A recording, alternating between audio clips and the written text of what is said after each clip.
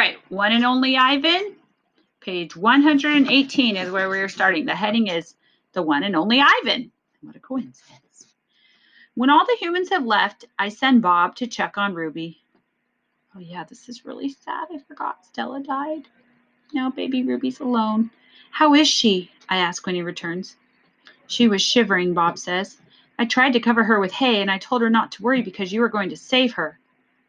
I glare at him. You told her that? You promised Stella. Bob lowers his head. I wanted to make the kid feel better. I shouldn't have made that promise, Bob. I just wanted... I pointed to Stella's domain, and for a moment, it seems like I've forgotten how to breathe. I wanted to make Stella happy, I guess. But I can't save Ruby. I can't even save myself. I flop onto my back. The cement is always cold, but tonight it hurts. Bob leaps onto my belly. You are the one and only Ivan, he says. Mighty Silverback. He licks my chin, and he's not even checking for leftovers. Say it, Bob commands. I look away. Say it, Ivan. I don't answer. So Bob licks my nose until I can't stand it any longer. I am the one and only Ivan, I mutter. And don't you forget it, he says. When I gaze at the food court skylight, the moon Stella loved is shrouded in clouds. Shrouded means it's like covered and hidden behind clouds. Once upon a time. All night, Ruby moans and sniffles. I pace my domain. I don't want to fall asleep in case she needs something. Ivan, Bob said gently, get some sleep. Please. For your sake, for mine. Bob can't sleep unless he's on my stomach. I hear a stirring. Ivan, Ruby calls. I rush to my window. Ruby, are you all right? I miss Aunt Stella, Ruby sobs. And I miss my mom and my sisters and my aunts and my cousins too. I know, I say, because it's all I can think of. Ruby sniffles. I can't sleep. Do you know any stories? The way Aunt Stella did? Not really, I admit. Stories were Stella's specialty. Tell me a story about when you were little, Ruby pleads. She puts her trunk between the bars. Please, Ivan? I scratch the back of my head. I don't remember things, Ruby, I admit. It's true, Bob says, trying to be helpful. Ivan has a terrible memory. He's the opposite of an elephant. Ruby lets out a long, shivery breath.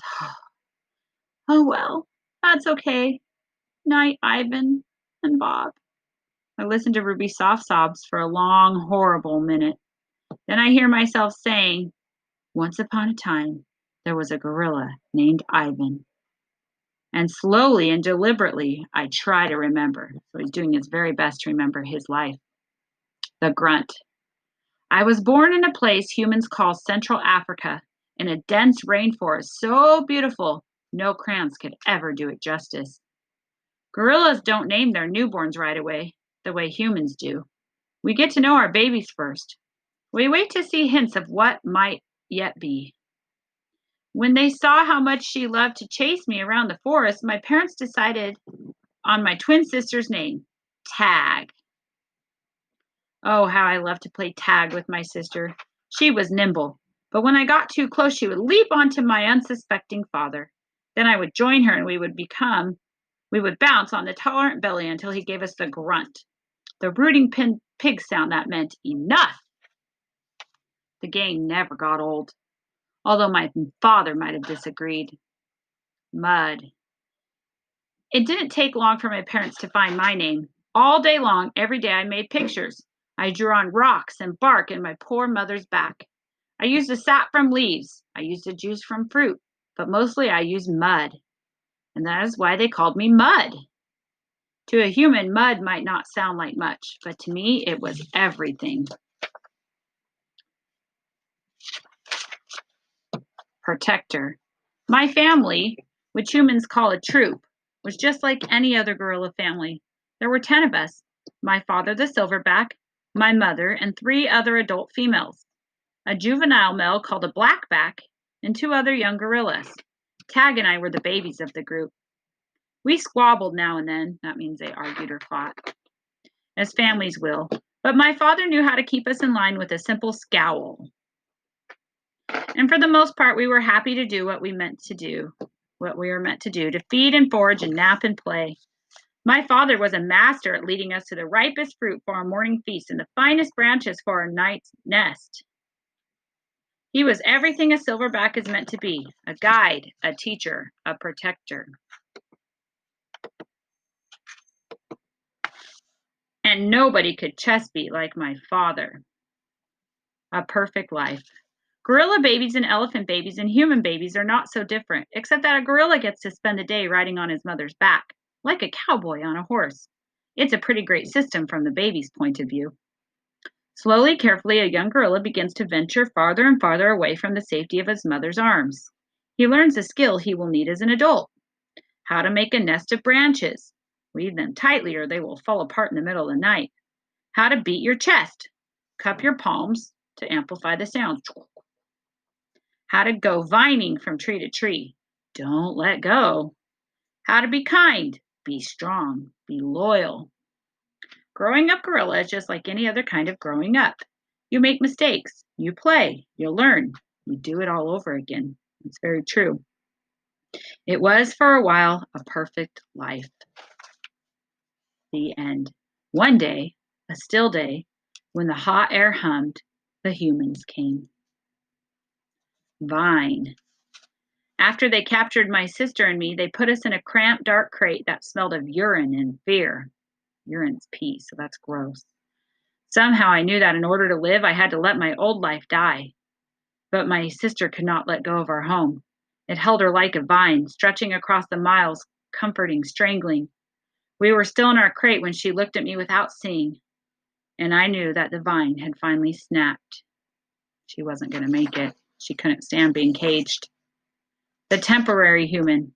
It was Mac who pried open the crate, Mac who bought me, and Mac who raised me like a human baby. I wore diapers, I drank from a bottle, I slept in human beds, sat in human chairs, listened while humans' words swarmed around me like angry bees. Couldn't understand them in the beginning. Mac had a wife back then. Helen was quick to laugh, but quick to anger too, especially when I broke something, which was often. Here's what I broke while I lived with Mac and Helen: one crib, 46 glasses, 7 lamps, 1 couch, 3 shower curtains, 3 shower curtain rods. Probably was swinging on him. 1 blender, 1 TV, 1 radio, 3 toes. Those were my own. It'd be fun to have a baby gorilla, but you don't realize that they're not meant to be in a house. They're meant to be in the jungle, so it's hard for them. I broke the blender when I squeezed 3 tubes of toothpaste and a bottle of glue into it. I broke my toes attempting to swing from a lamp fixture on the ceiling. I broke 46 glasses. Well, it turns out there are many ways to break glasses.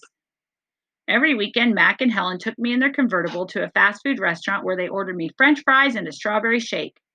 Mac loved to see the expression on the cashier's face when he drove up and said, "Could I have some extra ketchup for my kid?" I went to baseball games, to the grocery store, to a movie theater, even to the circus. They didn't have a gorilla. I rode a little motorbike and blew out candles on a birthday cake. My life as a human was a glamorous one, although my parents, traditional sorts, would not have approved. There he is, being made into a human. But as we know, gorillas are not meant to be humans. Hunger. In my new life as a human, I was well tended. I ate lettuce leaves with Thousand Island dressing and caramel apples and popcorn with butter. My belly ballooned. But hunger, like food, comes in many shapes and colors. At night, lying alone on in my poo pajamas, I felt hungry for the skilled touch of a grooming friend, for the cheerful grunts of a play fight, for the easy safety of my nearby troop, foraging through shadows. So he's wearing Winnie the Pooh pajamas, but he just missed his family. He missed other gorillas. Remember what happened to Tag? I told myself. Don't think about the jungle. If you miss it too much, you won't be able to make it. Still, sometimes I lay awake, wishing for the warmth of another just like me, asleep in a night nest of tender prayer plant leaves. I liked having sips of soda poured into my mouth like a bubbling waterfall, but every now and then I longed to search for a tender stalk of arrowroot to feel the tease of a mango just out of reach. Still life. One day, Helen came home with something large and flat wrapped in brown paper.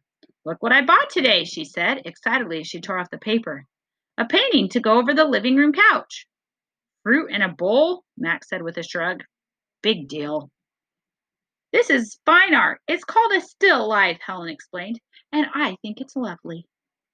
I dashed over to examine the painting, marveling at the colors and shapes. See, said Max's wife. Ivan likes it. Ivan likes to roll up poop and throw it at squirrels, Max said. I couldn't take my eyes off the apples and bananas and grapes in the picture. They looked so real, so inviting, so edible. I reached out to touch a grape and Helen slapped my hand. Bad boy, Ivan. Don't touch. She jerked her thumb at Mac. Honey, go get a hammer and a nail, would ya? While Mac and Helen were busy in the living room, I wandered into the kitchen. A cake covered in thick chocolate frosting sat on the counter. I like cake. Love it, in fact. But it wasn't eating I was thinking about. It was painting. The frosting peaked and dipped like waves on a tiny pond. It looked rich and gooey, dark and smooth. It looked like mud. I scooped up a handful of frosting. I scooped up another. I headed to the refrigerator door. It was perfect. An empty white waiting canvas. The frosting wasn't as easy to work with as jungle mud. It was stickier and, of course, more tempting to eat. But I kept at it. I scraped off every last bit of that frosting. I may have eaten a little cake, too. I don't remember what I was trying to paint. A banana, most likely. I suppose I knew I was going to get in trouble. But at that moment, I just didn't care. I wanted to make something. Anything the way I used to. I wanted to be an artist again. All right, we'll stop there. Oh, I guess I'll read you punishment. Punishment. I soon learned that humans can screech even louder than monkeys. After that, I was never allowed in the kitchen. All right, we'll end on page 138.